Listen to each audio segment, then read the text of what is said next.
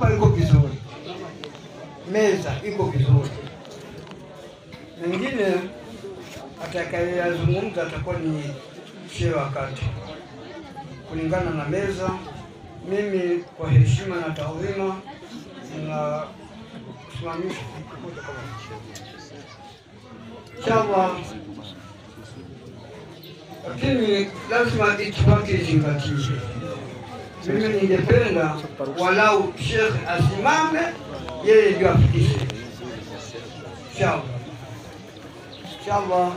Assalamu alaikum wa rahmatullahi ta'ala wa barakatuh. Wa alaikum salam.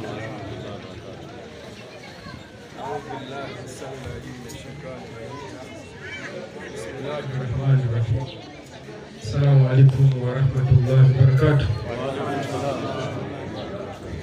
Alhamdulillahi rabbil alamin. Wala aqibatu lil muttaqin. Wala udwana illa 'alal zalimin.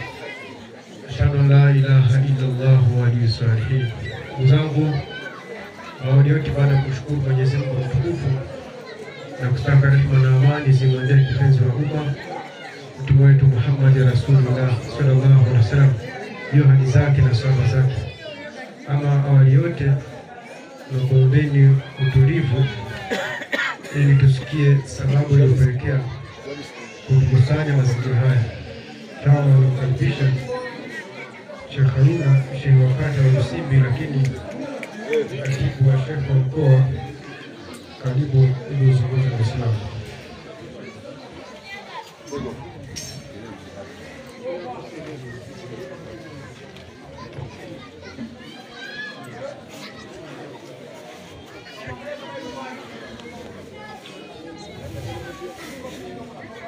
أعوذ بالله من الشيطان الرجيم. بسم الله الرحمن الرحيم.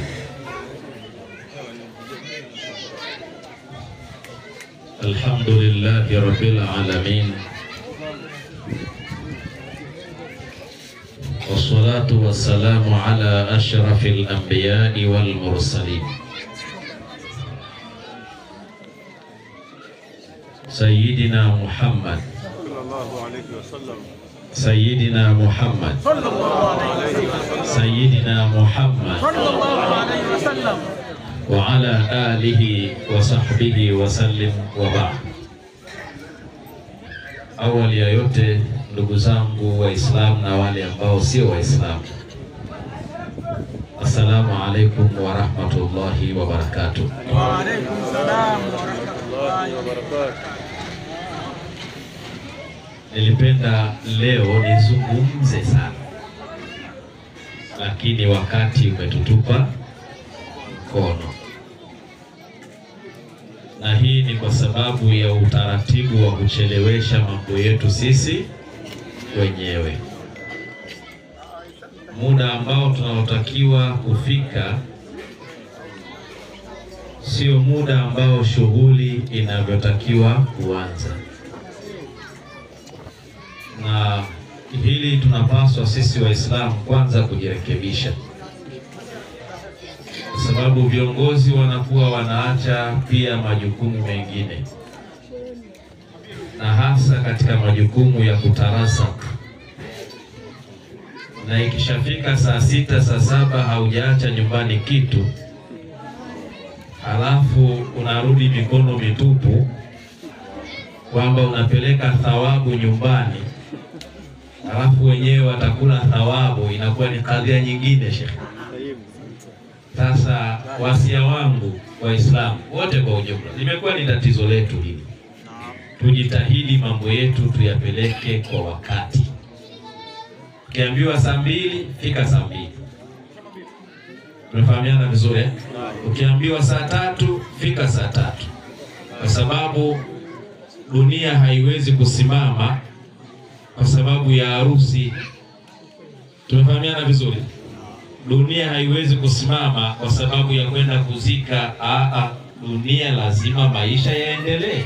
Sasa yanaendeleaje ikiwa sehemu moja imekula muda wa jambo lingine? Sisi mnanielewa vizuri eh? Sasa tuzingatie hilo. Almuhimu ni kwamba tupo katika ibada ya ndoa. Shekhe, ungekaa kule ukaipiga kwa hivi, ukikaa hapa nitaonekana peke yangu na kule kwenye TV wataniona peke yangu. Sasa atajiuliza shekhe alikuwa anaongea na waumini au anajipa nasaha mwenyewe? Tupo katika tukio hili la ndoa, lakini niwe muwazi kwamba tunapaswa kumpongeza baba harusi, lakini pia tunapaswa kumpongeza mama harusi. Kwa sababu gani ninayasema haya? Kwa sababu wamekuwa ni sehemu ya watu waliojipambanua, hasa katika kipindi hiki ambacho aliyemo ndani ya ndoa anatamani maisha ya ukapela kutokana na tabu na misukosuko anayopitia katika ndoa. Tunafahamiana vizuri? Na yule aliye nje ya ndoa hatamani kuingia kwenye maisha ya ndoa kutokana na misukosuko na migogoro wanayopitia watangulizi wake ndani ya ibada ya ndoa.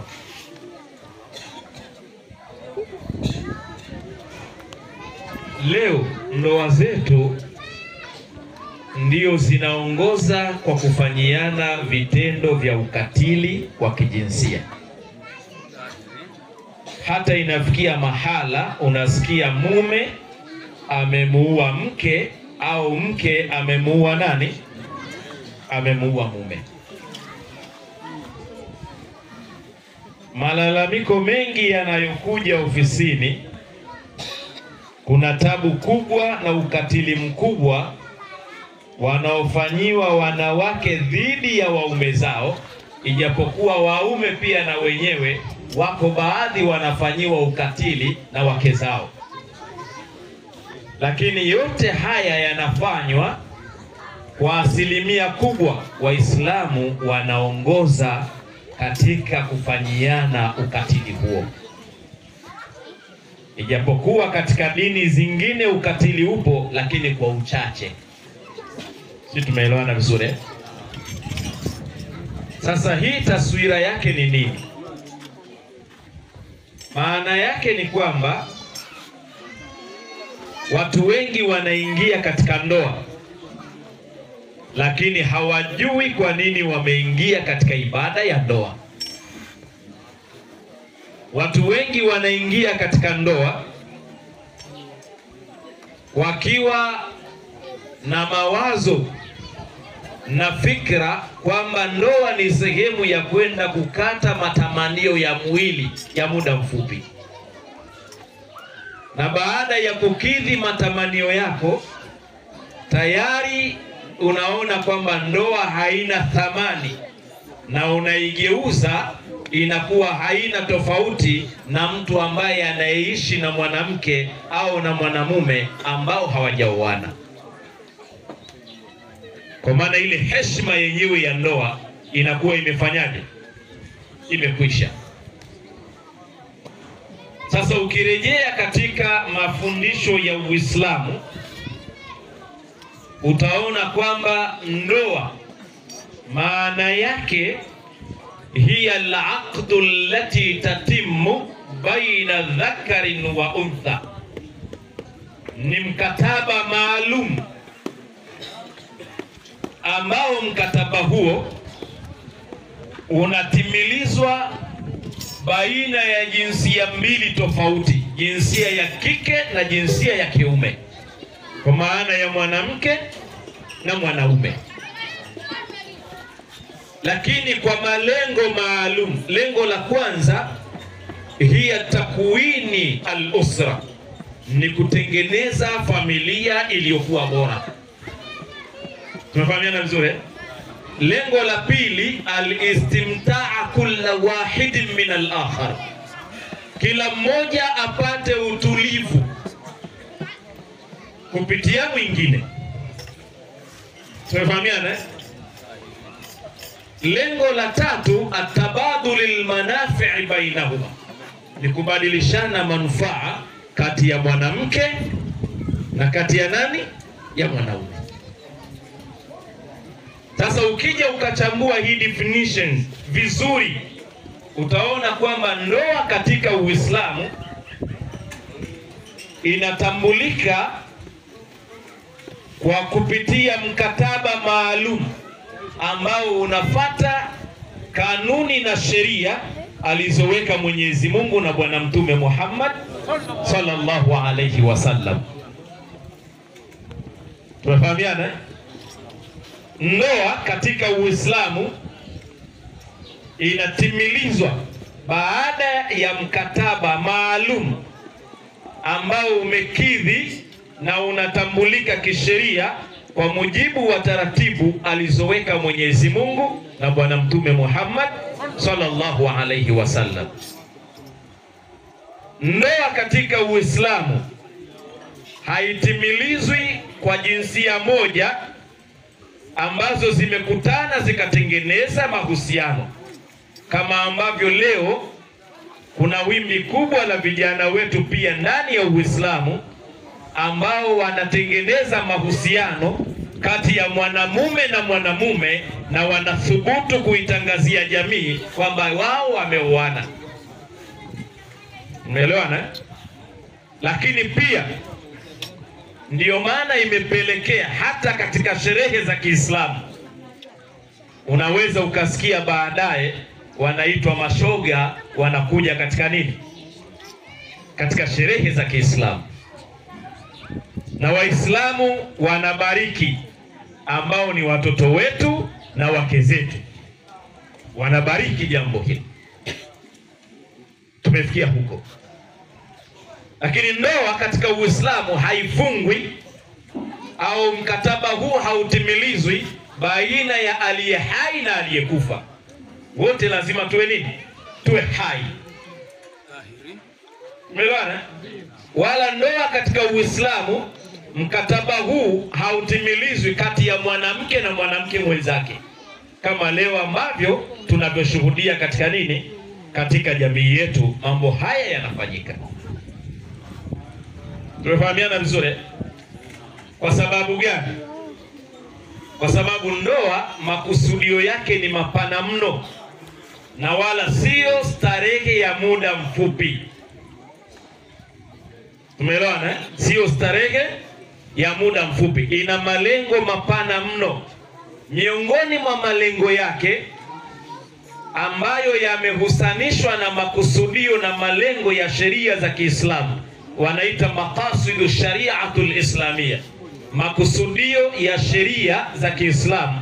Moja kati ya makusudio hayo hiya hifdhun an-nasli, ni kuhifadhi kizazi. Umeelewana vizuri eh? Kizazi katika Uislamu hakihifadhiwi kwa Waislamu kwenda kuzini, kwamba mkapata watoto nje ya utaratibu alioweka Mwenyezi Mungu na Bwana Mtume Muhammad sallallahu alayhi wasallam. Laiti kama ingelikuwa watoto wanapatikana katika Uislamu kwa njia nyingine isiyokuwa ya ndoa, maana yake wa kwanza kufanya hivyo angelikuwa ni Sayyiduna Adam alayhi salatu wassalam, kwa sababu yeye ndiyo kiumbe wa kwanza aliyotengenezwa, binadamu wa kwanza kwa ajili ya kuja kuujaza ulimwengu. Lakini Mwenyezi Mungu alimpa mke ambaye anaitwa nani? Bi Hawa. Na mahari yake wengi huwa wanachanganya, mahari yake ilikuwa ni kumswalia Bwana Mtume Muhammad sallallahu alayhi wasallam. Tumeelewana vizuri? Ikawa ni mahari, wakaoana kwa mujibu wa sheria, na ndiyo baadaye wakaja kutengeneza nani? Kutengeneza watoto. Lakini kwa utaratibu huu hakuna mtume yoyote ambaye aliweza kuunganisha kizazi chake na kujipatia watoto isipokuwa alioa kwa mujibu wa kanuni na misingi ya sheria ya maamrisho ya Mwenyezi Mungu Subhanahu wa Ta'ala. Siku moja makafiri wa Kikuraishi walimfuata Bwana Mtume Muhammad wakataka kuuzodoa ule utume wake na unabii wake kwa kutengeneza fikra kwamba kwa nini yeye ameoa, ili hali yeye ni mtume wa Mwenyezi Mungu, na kama ni mtume wa Mwenyezi Mungu anatakiwa awe mbali na shahawa za kimwili. Kwa hiyo kuoa ni sehemu ya mazingatio kwamba ni nusu ya ubinadamu au ni mapungufu katika ubinadamu. Sasa wewe ni mtume wa Mwenyezi Mungu na mtume anatakiwa awe ni kamili, yuko mbali na matamanio. Inakuwaje wewe umeoa? Sikiliza majibu ya Mwenyezi Mungu Subhanahu wa Ta'ala. Mwenyezi Mungu akamwambia bwana mtume awaambie wale makafiri, walaqad arsalna rusulan min qablik, kwa hakika ewe Muhammad tumewatuma mitume kabla yako, faja'alnahum azwajan wa dhurriya, tukawapa wake tukawaozesha, kwa kupitia wake zao wakapata watoto, kizazi kilichokuwa chema. Tumefahamiana vizuri? Sasa wewe kuoa kwako maana yake ndiyo ukamilifu wako. Kuolewa kwako ndiyo ukamilifu wako, kwa sababu unakuja kuhifadhi jinsia ya mwanadamu, unahifadhi heshima ya mwanadamu. Hata akizaliwa atakuwa na nasabu inayotambulika. Ndiyo malengo ya kufunga nini? Ya kufunga ndoa. Ndiyo maana sasa bwana mtume Muhammad akasema katika hadithi yake kwamba an-nikahu sunnati wa sunnati al-anbiya'i min qabli faman raghiba an sunnati falaysa minni, kwamba ndoa ni utaratibu wangu, kwamba mimi mtume wenu nimeoa. Lakini sio mimi tu, hata wale mitume na manabii waliopita kabla yangu na wenyewe wamefanyaje? Wameoa. Sasa yeyote miongoni mwenu nyinyi masahaba na nyinyi Waislamu na nyinyi waaminio, yoyote miongoni mwenu atakaye tafuta njia nyingine ya kutengeneza mahusiano pasina mahusiano haya ya kisheria yanayotambulika kwa mujibu wa mila na desturi ya Kiislamu, falaisa minni, sio katika watu wa ummatu Muhammadi sallallahu alayhi wasallam. Tujiulize kwa mujibu wa hadithi hii, tumo atumo?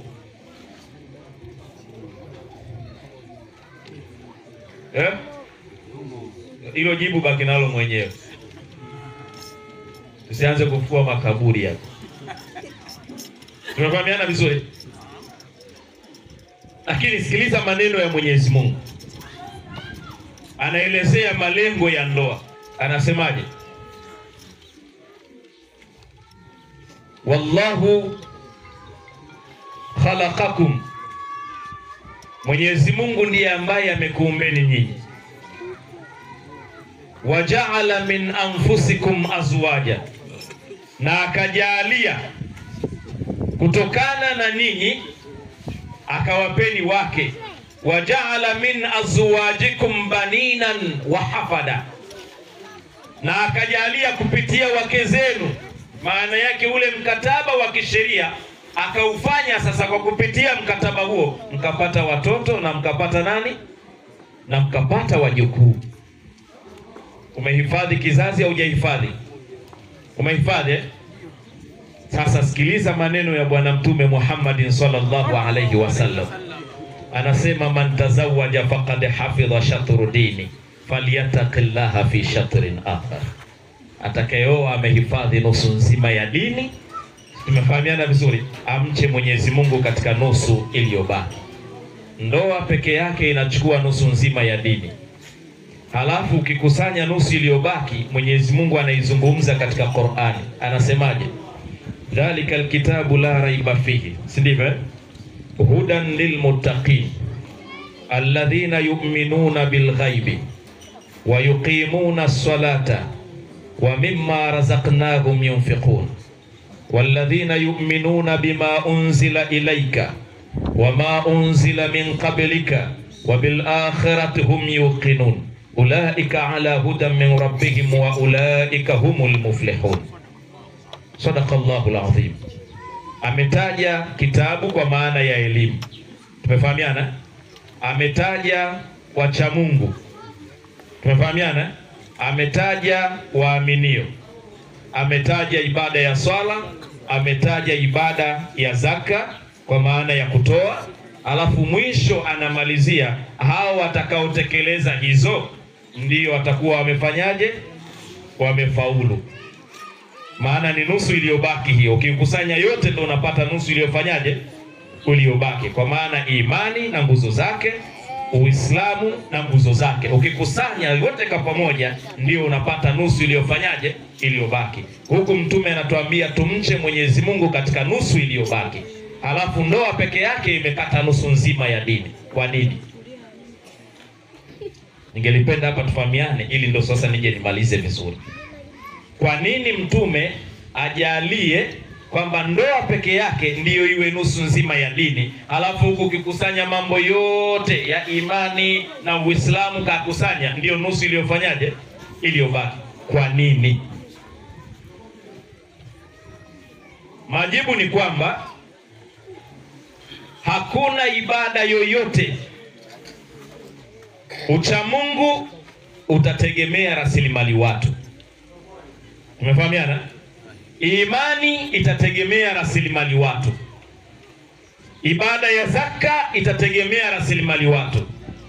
Kitabu ambacho kinatupa taswira ya elimu itategemea rasilimali watu. Ili shule ihesabike kwamba ni shule, moja kati ya nyenzo zake ni kupatikana watu watakaosoma katika shule hiyo. Tumefahamiana? Ibada ya saumu inahitaji watu watakaoitekeleza ibada hiyo. Ibada ya hija itahitaji watu watakaotekeleza ibada hiyo.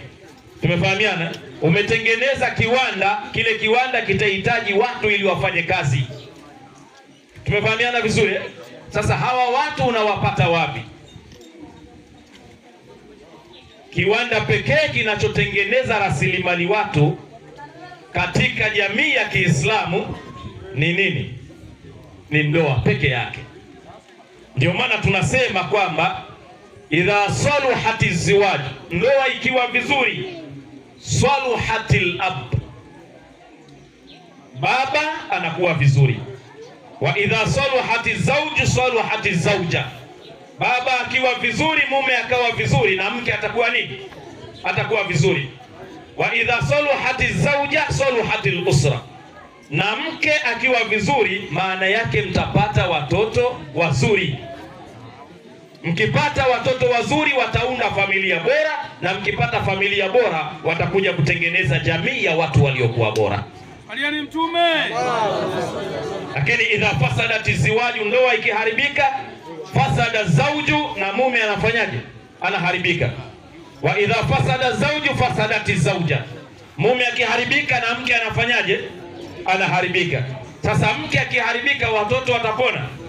Hawawezi kupona. Tumefahamiana vizuri? Na kama watoto hawatoweza kupona, maana yake utatengeneza familia ya watu wa hovyo. Ndio maana leo tuna wimbi kubwa la vijana ambao hawana malezi yaliyokuwa bora, kwa sababu ndoa za wazazi wao zimekwisha haribika. Tuna vijana wengi mashuleni hawafikii malengo yao. Yaani unaweza ukaona ni jambo la ajabu, kumbe nyumbani huku tayari baba na mama wameshatoka katika nini? Katika mlengo. Sasa unapokuwa na watoto wa namna hiyo, maana yake unakwenda kutengeneza jamii ya watu wa hovyo, ambao sasa Mtume sallallahu alayhi wasallam hatojivuna na umma huo siku ya Kiyama, kwa sababu amesema tanakahu takthuru fa inni ubahi bikumul umama yawmal qiyama. Oaneni muwe wengi ili nipate kujivuna kuwa na umma bora. So umma tu, umma bora siku ya nini? Siku ya Kiyama. Sasa tujiulize, umma huu ambao tunaohitaji, ambao anaohitaji Bwana Mtume, ndio atakaojivuna? Umma unaotengeneza chuki, umma unaotengeneza fitna, umma unaotengeneza husda, umma ambao haufikii malengo, umma hauthamini elimu, umma yani kila kitu, sisi tuko nyuma. Atajivunia na umma huo? Sasa natija ni kurudi kwanza katika msingi wa nini? Wa ndoa. Na hii nikiwa na maana kwamba baba harusi umeoa na mama harusi umeolewa leo, hakikisheni mnaifanya ndoa kuwa ni ibada ya msingi, sio sehemu ya kuja kuwaonyesha watu kwamba mmeoana, sio sehemu ya kutaka kupata umaarufu au mashuhuri ili mzungumzwe kwamba mmeoana. Ni sehemu ambayo inayokuja kutengeneza kiwanda kitakachojalia rasilimali watu iliyokuwa bora, watakaosimamisha dini ya Mwenyezi Mungu Subhanahu wa Ta'ala, ili dunia iweze kwenda. Na mwisho ni kuhusie, kun kasama wa hiya kal ardh, kuwa kama vile mfano wa mbingu na umfanye mke wako kama ardhi. Mbingu sifa yake unajua, jua likitoka linatoka la wastani, na ikinyesha mvua inatoka mvua ya wastani, mvua ambayo baadaye ukichimba ukalima ukaweka mmea inakuja inafanyaje? Unaota vizuri. Tumeelewana vizuri eh? Lakini usiweke mwanga mkali, utakachopanda akiwezi kumea, kitakauka. Tumefahamiana? Bwana Mtume Muhammad anasema, ayuhan nasu, enyi watu, ittaqullaha fin nisai, mcheni sana Mwenyezi Mungu kwa wake zenu. Tafsiri pana mcheni Mwenyezi Mungu kwa wake zenu. Hii maana yake ni hakikisha unatekeleza majukumu yako ya msingi kwa mke wako, ale chakula kilichokuwa bora, akiumwa auguzwe, kuvaa avae vizuri na nguo za stara zinazokwenda na maadili ya Uislamu. Leo unaweza ukamkuta mke wa mtu yuko kwenye bodaboda ananengua na yeye hadharani na mume wake yupo. Tumeelewana vizuri? Hadharani. Antunza hapo. Tumefahamiana vizuri? Sasa simamia maadili yako, kwa sababu usipoyasimamia maana yake wewe utabakia kuwa ni mwanaume au toitwa mume. Na leo majumba yetu ndivyo tulivyo, wengi ni wanaume lakini heshima ya mme haipo. Unamwacha mke wako anakwenda kufanya biashara ili akulishe, wewe utakuwa mwanaume au utakuwa mume? Sijui mnanielewa? Nirudie tena. Sasa nyewe vijana mmeharibika sana. Unamwacha mke wako anaamka asubuhi anakwenda kuhangaika kutafuta riziki, wewe umekaa kwenye kahawa. Sina maana mwauza kahawa msiuze, anyeuzeni. Wewe umekaa kwenye kahawa kuanzia asubuhi mpaka jioni, alafu unasubiri mke akuletee ule. Jibu linakuja, na swali linakuja, wewe utakuwa ni mwanaume au mume? Utakuwa ni mwanaume, ile sifa na heshima ya kuitwa mume wa fulani itakuwa hakuna. Tumeelewana vizuri? Kwa hiyo moja kati ya majukumu yako ni kuhakikisha kwamba unapigika, unaumia. Kuna rafiki yangu mmoja mpaka alitoka Kibungula, alipigwa ngumi ya meno ili familia yake ikafanyaje? Ikale. Kuna mtu anataka kumdhulumu hela yake kwa jasho. Tumefahamiana vizuri? Usione aibu kufanya kazi ya aina yoyote, medhali tu kwamba nyumbani wanafanyaje? Nyumbani wanakula. Tuache zile nadharia, mimi kazi hizo siwezi. Fanya kazi, utengeneze heshima ya ndoa yako. Hauna kazi, hauna heshima katika ndoa yako. Huo ndio ukweli. Tumefahamiana? Mtanisamehe kama yupo mwenye tabia hiyo, ya achukue na ameze tu vidonge. Tumeelewana vizuri? Ukifanya kazi namna atakavyokuwa akiishi mke wako, ndivyo ambavyo heshima yako itakavyozidi kuja juu.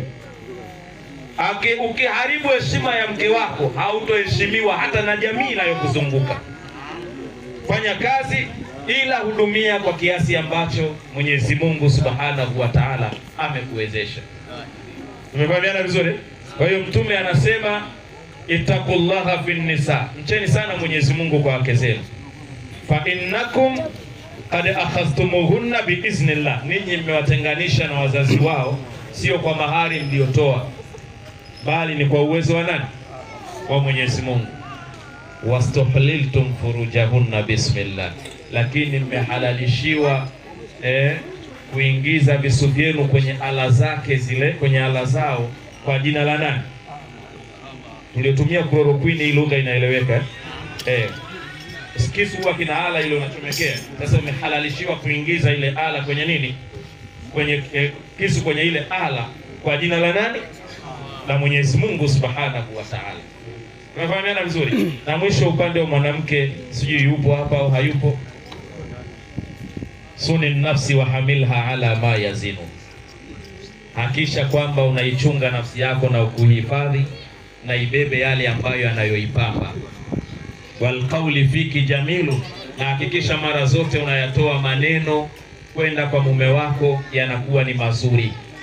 Tumefahamiana vizuri wala turiyanna nasa illa tajammula, na wala usiwape watu faida katika ndoa yako isipokuwa ni faida ya subira. Kila wanapokuangalia wanaona kwamba unavumilia, unasubira katika ndoa yako. Tumefahamiana vizuri? Fa in dhaqa rizqa al-yawmi fasbir ila ghadin. Leo mume wako amekuja, riziki ni mbaya, subiri kesho. Tumefahamiana? Asana kabatu dahari na anka tazulu. Huenda ule tabu alizokuja nazo leo, kwamba amekuja ana mfuko, amekuja ana hela, amehangaika, jasho limemtoka lakini amekosa, basi usimpokee kwa maneno ya kashfa na dharau. Mpokee kwa heshima na umuombee dua. Kesho akitoka Mwenyezi Mungu amfanikishie, amrahisishie. Leo tuna wimbi kubwa la mama zetu, ndoa zinavunjika kwa sababu wanataka kumthamini mume kipindi anacho, na ikitokea matatizo, ngoma imekuwa ni ngumu, thamani ya mume inafanyaje? Inaisha, na hatimaye anaingia sheitani moja kwa moja. Tumeelewana vizuri? Sasa mke, kama unasikia haya maneno, hakikisha unayafanyia kazi. Utajenga ndoa yako, itapata heshima ndoa yako, na itadumu ndoa yako, na sisi tutapata kizazi kilichokuwa chema. Wabillahi tawfiki, wasalamu alaikum wa rahmatullahi wa barakatuh.